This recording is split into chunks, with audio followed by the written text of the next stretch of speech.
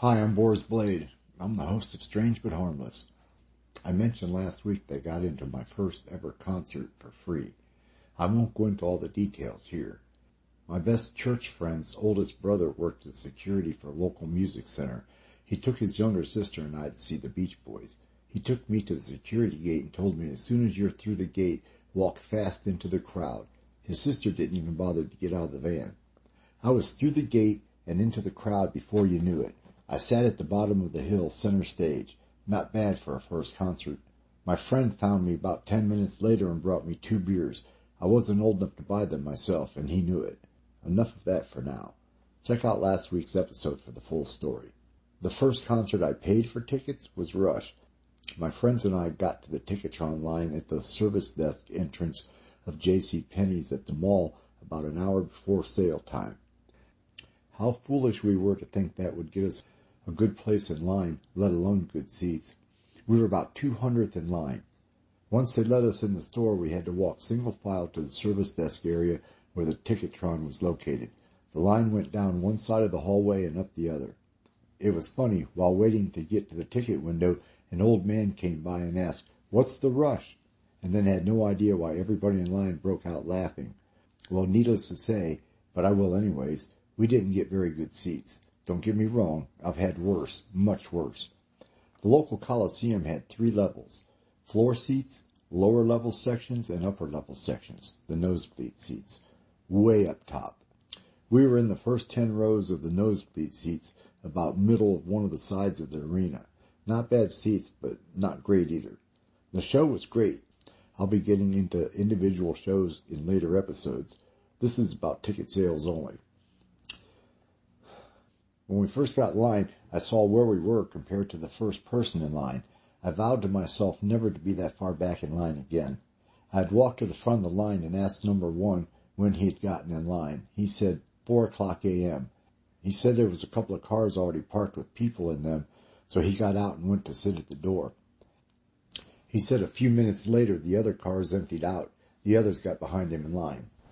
I asked if the others took issue to him cutting the line, and he told me he bought tickets here a few times, and that wasn't how things were done. He said everyone knows it's the first one at the door, not the parking lot. The next concert I bought for was Styx. I went to a different mall for some forgotten reason. I got there around 6 a.m. I was about 10th in line. Better, but not good enough. It was a cold Ohio winter's night with all that entails. Brrr. We were able to get into the mall early due to the mall walkers, older people coming to walk the mall for exercise due to the winter weather. Of course, before long, guys started making comments about the walkers, quietly at first. Then a girl made a crude remark about an old man's package, which brought a round of exuberant laughing. Then it was on.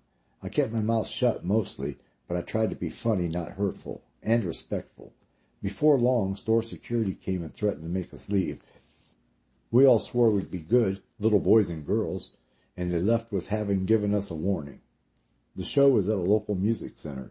I got decent tickets about halfway up the first section from the stage. I was all the way to the left of the stage. They turned out to be good, though, because that's the side where Dennis DeYoung had his keyboard set up. For me, he was the star of the show, but more on that later. That started me down my long ticket-buying career. For the next 10 to 12 years, I'd be the first or second in line almost every time. My secret? I would get in line the night before and camp out. Then Ticketron closed and Ticketmaster opened. It went from sitting in front of J.C. Penney's to behind Sears. The first time, I spent the night alone, except for strangers huddling together with their people for warmth. It was an unseasonably cold autumn night. I wasn't prepared at all. I spent a cold night shivering in my coat, hat, and gloves, trying to sleep, to no avail. The next morning, a couple of my friends showed up with breakfast, luckily before anyone else showed up to get in line, which was a couple hours later. The next time, I made sure I had company for the night. I invited a friend to sit with me. Of course, they didn't show up until hours after I did, and with no food, alcohol, or weed. And not before someone else had showed up for the line. They weren't happy to find out he was expecting to get in line with me. I bribed them with coffee and sent my friend across the street to Mickey D's with an order for my breakfast and coffee for my new friends. Not long after that, people started showing up earlier and earlier. Eventually they would get there shortly after me. I would head for the door as soon as I was sure they were parking. Then that dreaded day came. I pulled in at 8 p.m. to find not one but two cars already there. As soon as I parked, I grabbed my shit and headed for, you guessed it, the door. I hadn't even made it halfway to the door before I heard several car doors slam behind me. I had started a rush. This wouldn't be the only time that ever happened. The next guy to get to the door was slightly, and I'm being kind, inebriated, and started to bluster about pulling in before me. Before I could say anything, the guy behind him said that if you wanted to be first, you should have gone to the door as soon as you got here, like he did, as he nodded towards me. Then went on to explain that he had pulled in first, so if anyone had a right to complain, it was him. The drunk guy reluctantly gave in. I offered my new friends a beer and lit a doobie to share with them. Drunk guy was friendlier from then on out. After that and two more close calls, I started going to camp out as soon as I got off work. I'd usually get parked around 4 p.m., then as soon as the next car parked, I'd be heading to the door. Eventually, I'd have my car loaded already when I went to work and just have to buy alcohol and dinner before going. Not thinking about it, I was always honest when asked what time I'd gotten there. Before long, I noticed that people came earlier and earlier. I should have lied. The first time was brutal. By around 5 o'clock p.m., there were a dozen cars parked for tickets, which meant there were more than a dozen people hovering around the door to the service desk / Ticketmaster, which was also the employee exit / entrance. Well, it didn't take long for some of the guys, as we are all well known to do, to start greeting each woman, at least the attractive ones, as they passed. Truth be known, I started it, but only with respectable good evening as I held the door open for them. Then some dumbass whistled as a woman walked past them. That started it. It wasn't long before the head of security came and asked us to leave.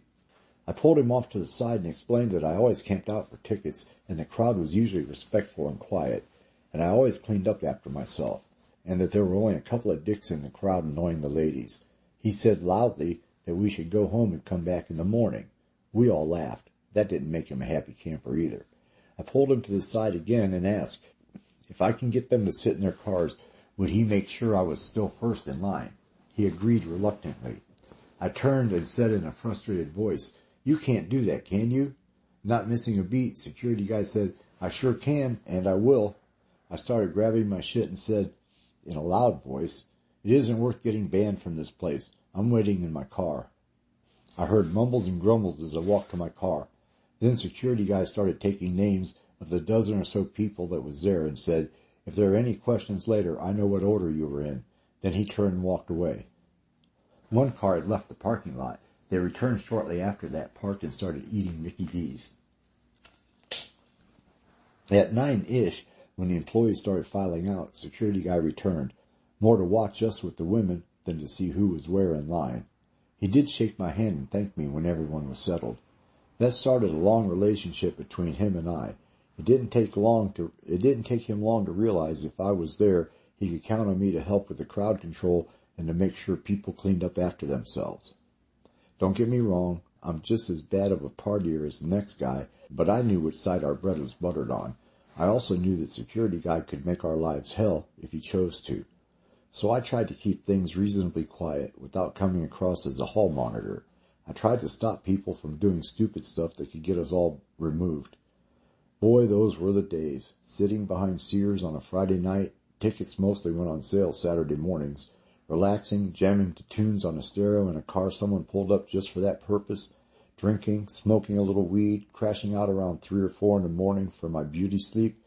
Good times. Except for the winter nights. They were miserable. If you were lucky, a quilt in the sleeping bag was enough to keep you at least warm enough to get a little sleep. And the alcohol was just as much for antifreeze as for the buzz. Now, I was never a Boy Scout, although I'd like to tell people I was kicked out of the Cub Scouts for eating brownies. I love that one. But I always tried to be prepared. I had a good thick sleeping bag I had bought for just such occasions. I had my Bauer bag. Who gets that reference? It had extra socks, extra gloves, a quilt over 100 years old, hand-sewn by my grandma's grandma, a small plastic bong, a pack of rolling papers, a pair or two of hemostats, and a lighter, plus anything else I thought I'd need for the night. I also had a small personal cooler for my beer and or liquor, and ice water for the bong. Yep, it was party time behind Sears on those nights. The cops would cruise by occasionally, but they never really bothered us, unless we were being rowdy or loud. Then we would just get a warning. I remember camping out for Boston tickets. I had worked late, and by the time I got to the mall, there were already people in line, at least a dozen. I kept right on driving. I checked out the next closest Ticketmaster to me. Same shit. While there, a guy said, "Hey, you ain't first in line." I guess my reputation preceded me. I said, "No shit," then thought better of my next remark and said, "Yeah, I had to work over today." Luckily, he said he knew of an out-of-the-way Ticketmaster no one ever went to. It sounded like an urban legend to me. I doubted that I hadn't heard of one that was within 30 miles of home. But he surprised me. He told me where it was. I was skeptical at first, but I did recognize him from other campouts and figured I couldn't do much worse than where I was. My day was going to shit. Boston hadn't toured in years, not since they had a falling out with their label over album release dates, I think. They had just quit making albums to piss off their label, and this was their first tour since their comeback album. There was no way I was going to miss this. He hadn't lied. The place was hard to find. It was in a little four-shop strip mall, backed up by a large lot of trees like a mini forest, and the parking lot was almost completely surrounded by medium-sized pine trees. I literally, and I know what the word means, drove by it 3 times before finding it. But the dude was right. It was almost 7 p.m. and no one was there yet. I almost turned and left thinking I had the wrong place until I saw the Ticketmaster sign on the counter through the window. I hunkered down for a long, lonely night. I didn't figure anyone would show up till morning, if at all. Plus, none of my friends knew where I was. It was a nice summer evening, so I sat and cracked open a Michelob and lit up. About a half hour later, another car pulled in. 2 dudes got out and came straight to the line. After they settled in with a blanket to sit on and a cooler, one of them asked me how long I'd been here. I said about a half hour. He punched his friend in the arm and said, "I told you we should have got here an hour ago." That night was uneventful. I can't remember when others started showing up. I do recall when I woke up in the morning, the line had swollen to about 40 or 50 people. It was no wonder they didn't wake me. This was the quietest crowd I'd ever waited with, until I got up. First thing I did was grab a beer, my last, and fired up a doobie. I started chatting up the people around me. There was a couple of cute girls in line, not far behind me. They didn't say much. When the lights came on in the store, I was at the door, of course, first in line, and looked in. I saw a very good-looking young lady start sweeping the floor. I said, not too loudly, "Will you look at that?" The dudes from the night before turned and looked. One of them made a comment, something like, "I'd do that." Without missing a beat, I proclaimed, loudly this time, "Hey, that's my little sister." When I figured I had everyone's attention, I said even loudly, "And you have to pay for it, just like everyone else." Well, that started it. The guys in the crowd were laughing, some telling me my mom must have been a real knockout to have a piece of ass like that. Another looked at me and said, "What happened to you? She must have got all the good looks in the family." The cute girls and most of the other women in line were now giving us all dirty looks. The lady who ran the machine that day sucked. She had no idea or cared to know how to try to get us good seats. At the local college where I bought from, they had a better system. It worked well. I never got shitty seats there. They were not always great seats, but they were never shitty either. That show, I ended up with seats in the first row of the first section in the stands, close enough to the stage to enjoy the visuals of the band, down where the acoustics weren't that bad. Close enough to the stage to enjoy the visuals of the band, down where the acoustics weren't that bad. The nosebleed seats of that venue sucked. There was an awful echo up there. I know, I sat up there for Rush the first time I saw them. Then came the dark day when they announced the Pink Floyd reunion tour. Tickets went on sale in 2 weeks, and the notice we all dread the memory of. We will be using wristbands to determine the order for the line. We all wondered what the hell that even meant for us. Well, the next day, all the local rock stations had the scoop. On Friday, the day before the tickets went on sale, the individual Ticketmaster outlets would be giving out wristbands. You show up and ask for one, and they will put it on your wrist. If you take it off, it is void. Also, 1 wristband per person. The following day, 1 hour prior to the start of ticket sales, a number will be drawn. The following day, 1 hour prior to the start of ticket sales, a number will be drawn, and whomever has that wristband would be first in line at each outlet. Then the next number would be second, so on and so forth. I was aghast at the news. How could I ensure that I'd be first in line, or at least within spitting distance of first in line? So I came up with a plan. Don't I always? On that cursed Friday, I called off work. I had made prior arrangements to pick up my best friend's wife so we could go get a wristband each, doubling our chances of getting a good place in line. I didn't stop to think that they would be giving them out in numeric order. So much for that advantage. Like I said, I never considered that. There was one outlet that had them in a big box. You drew one out and they put it on you. So when I picked up my friend's wife, she had to get their toddler son ready. That gave me an idea. As she was dressing him in the winter gear, I took the time to teach him a trick. More on that later. So we headed off on our mission, getting wristbands at as many local ticket masters as we could. That way, when they announced the number, I could race to the place where I had the best number. We started at our local mall, where I usually bought my tickets. The three of us walked in. I asked for 3 wristbands. The lady at the counter said the child is too young to know what is happening. He doesn't get one. I looked at him and said, Willie, what do you want? He blurted out, I want Pink Floyd tickets. Yep, that was the trick I taught him. The clerk acquiesced and put a wristband on his little arm. Once again, I had bucked the system. When we got out of the car, I worked on getting the bands off our arms without ruining them. Remember, 1 per person. It took all of 2 minutes to figure it out. I removed the 3 bands and we headed off to the next outlet. Every one of them balked at giving the child a band. One clerk even called her manager. He came and asked what was going on. When the clerk told him, he said that the child was too young and didn't know what was happening. Once again, I said the trigger phrase, Willie, what do you want? Well, by this time it was all a game to him. He smiled really big and shouted, I want Pink Floyd tickets. The manager laughed and told the clerk to go ahead and give the young man a band. We went to all 6 Ticketmaster outlets within a 10-mile radius of my home. We ended up with 18 total wristbands. I picked out a central location to wait for the number to be drawn. It was outside of the Ticketmaster outlet at the local university. When they called the number, wouldn't you know it, my best number was at the mall where I always bought my tickets. Dude, I had second in line. I raced there, and after securing my place in line, after bullshitting with my line mates for a few minutes, I had an idea. I excused myself to go find a bathroom. The head of security started to say something, then saw it was me and said, Sorry, but if you don't make it back before the doors open, you forfeit your place in line. I assured him that wasn't going to be a problem, and headed towards the end of the long line. When I was almost at the end, I watched and picked out a loudmouth dude that looked like he had cash to burn. That means he was overdressed for the occasion. I quietly approached him and tapped his shoulder. When he turned, I gave him the universal sign for follow me. You know, I nodded my head off to the side while jerking it backwards. He looked at me as if he were annoyed and started to say something until I held up a band and whispered, Number 3. Again with the signal, and this time he just followed me. When we were out of earshot of the line, I said $200 for third in line. He countered with 50. I scoffed, and the negotiations began. They lasted a whopping 20 seconds. We agreed on $100. He gave me his, I gave him the band, and headed back up the line.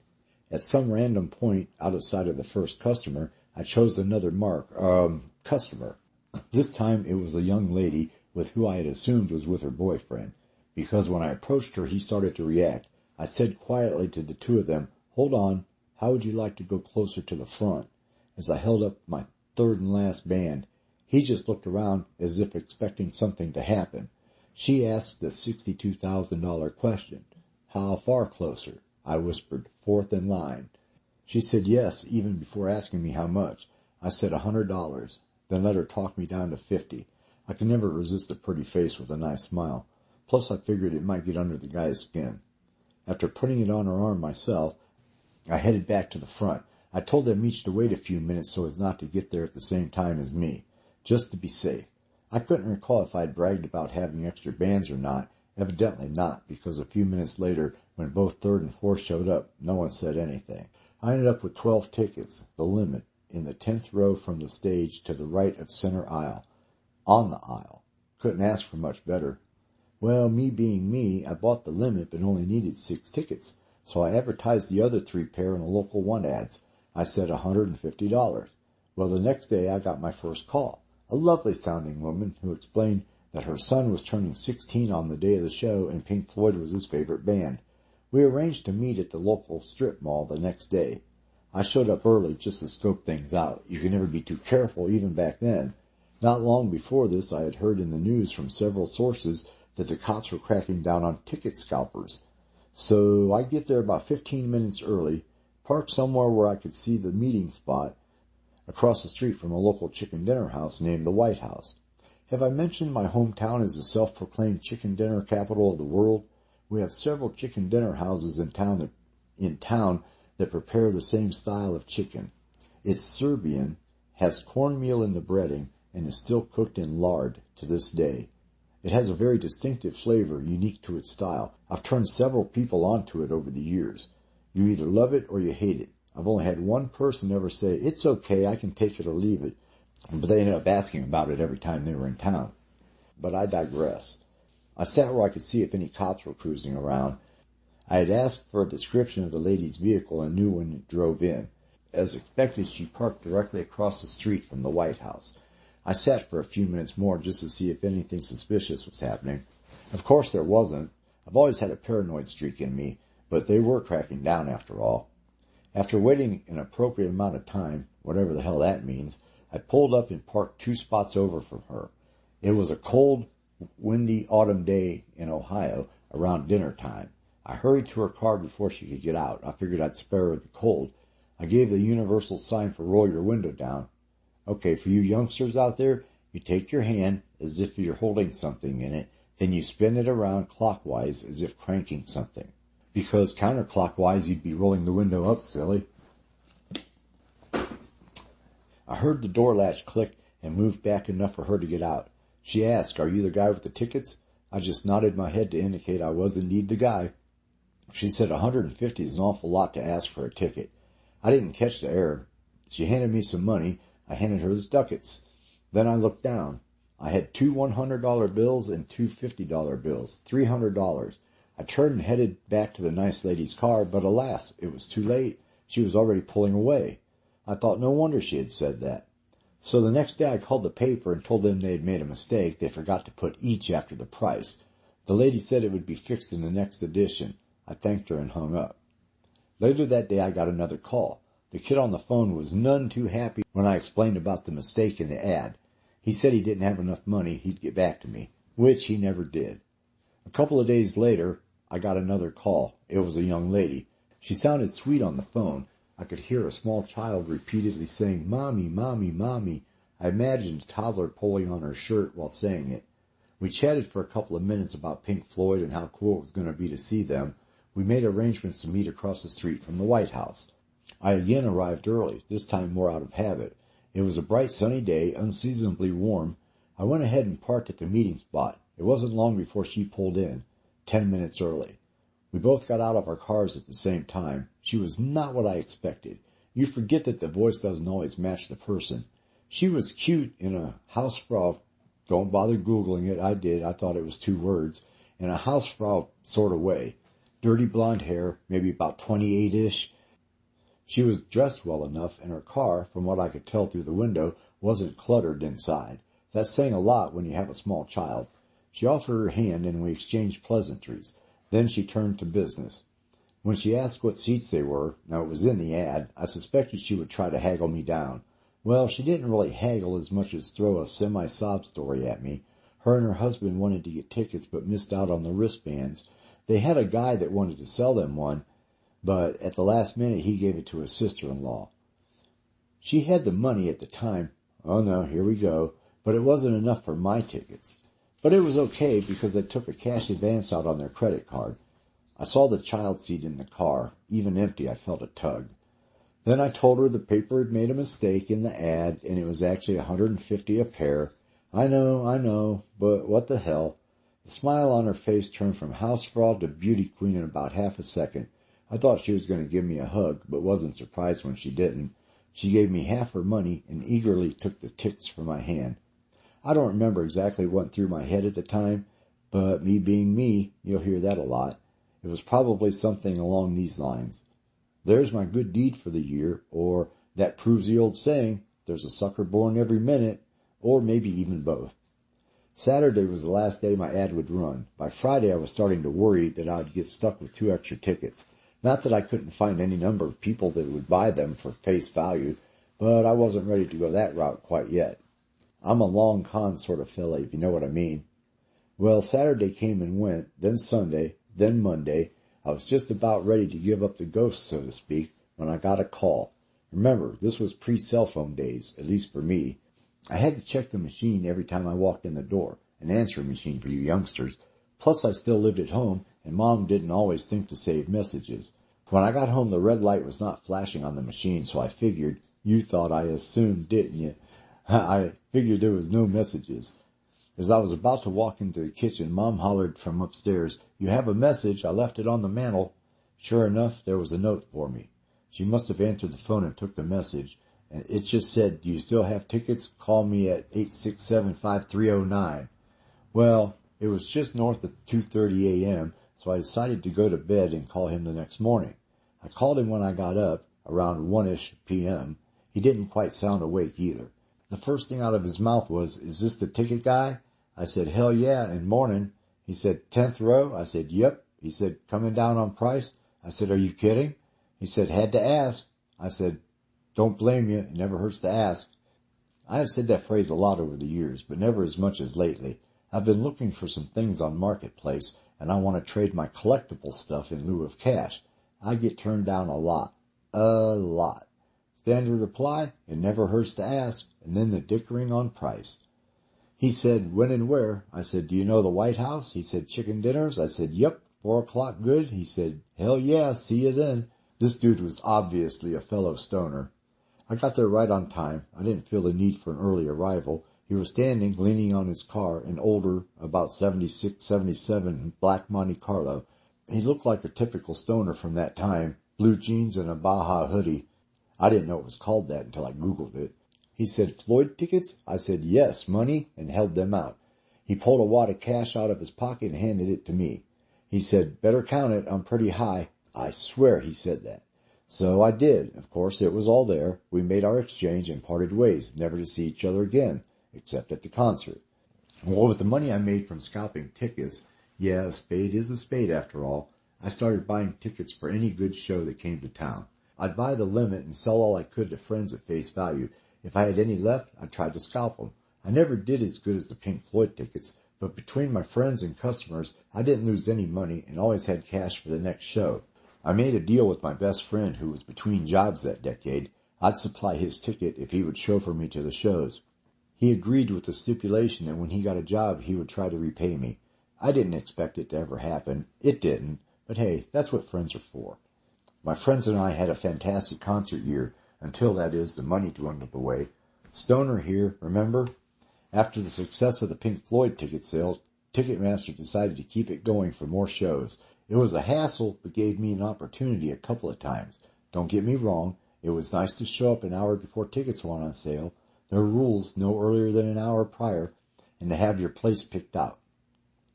Once, for Pink Floyd tickets, I had first place in line. I'd given up on going 6 places for wristbands. This time I only went to 3. I took 2 friends with me. They couldn't understand why I wanted extra bands. I told them some places gave them out randomly. Once again, my usual place was closest and number 1 to boot. I showed up 15 minutes prior to sale time. As soon as I confirmed my place at the door, I took off down the line. By this time, the line was almost to the corner of the building. Keep in mind, this was Sears. The building was a city block long at least. I went to the very last guy in line. I held a band in my hand, close to my stomach, as I approached him. He looked my way and nodded a greeting. I held it out and said, "Second in line, $100. He countered with 50. I said 75 was my lowest. He tapped a buddy on the shoulder and said, "Loan me 50. Without thought, the guy pulled out his wallet, turned towards the wall for privacy, and pulled out 2 20s and a 10 and handed them over. I took the guy around the corner, out of sight of curious eyes, for the transaction. As before, I told him to give me a few minutes to get back to the front. In the meantime, some girls had walked up and was standing behind us. They must have thought it was the end of the line. When I finished my sale and was turning to leave, one of the young ladies saw the other band in my hand and asked, "Why do you have 2 wristbands?" I turned to the guy and told him to go ahead and head to the front. Then I told the girl that the guy had just bought a place up front in line for $100. She asked how far up front. I told her 2nd place and held up the other one and said 3rd place for sale. She said she couldn't afford that much but would really like the band. She was looking at me with a half sad, half flirty smile. I could never resist a pretty face. I told her $75. She looked pouty and said 50. I almost gave in when one of her friends told her not to waste her money. The band wasn't that good. I turned and said, "You've obviously never seen them live. They fucking jam." At this point, I'd already seen them once. The first girl was still deciding when I noticed more people coming. I said, "Make up your mind, here come more people." She said all she had to spare was $65. I said, "What the hell?" She smiled really big, jumped up and down a few times, then threw her arms around me and hugged me. I was enjoying the hug when her friend pulled her away. We quickly exchanged money for band, and I headed for the front of the line, not realizing she was right on my tail. When we got to the front, some asshole said he can't let his girlfriend in line. At the same time as the girl said we're not together, I said she's not with me. The girl showed him the band, which luckily she had been smart enough to put it on her way to the front. He put her in line right next to my other new friend. That was the 3rd and last time I dealt with those fucking wristbands. While walking back to sell my extra bands, I thought I'd overheard something interesting. After getting my tickets, as I walked to the car, I noticed the girl who had spoken earlier. I stopped and asked her about what she had been talking about. Something to do with the bands not being used after this. She told me that wasn't it, that rumor had it that it didn't work out so well at the university, and that they were not going to use them no matter what Ticketmaster said. I mentioned buying at a college earlier, and that was a cool place to get tickets. It had been my second choice most times. Well, the next show I wanted tickets for was Styx, again. When they announced the dreaded bands would be used, I decided it was time to take action. I did some research and discovered that the Ticketmaster at the local university was in the Student Center. Having never even stepped foot on campus before, I thought I'd better do some due diligence. Well, that's enough for this week. We'll pick up the rest next week. I'm Boris Blade, and as always, I am strange but harmless.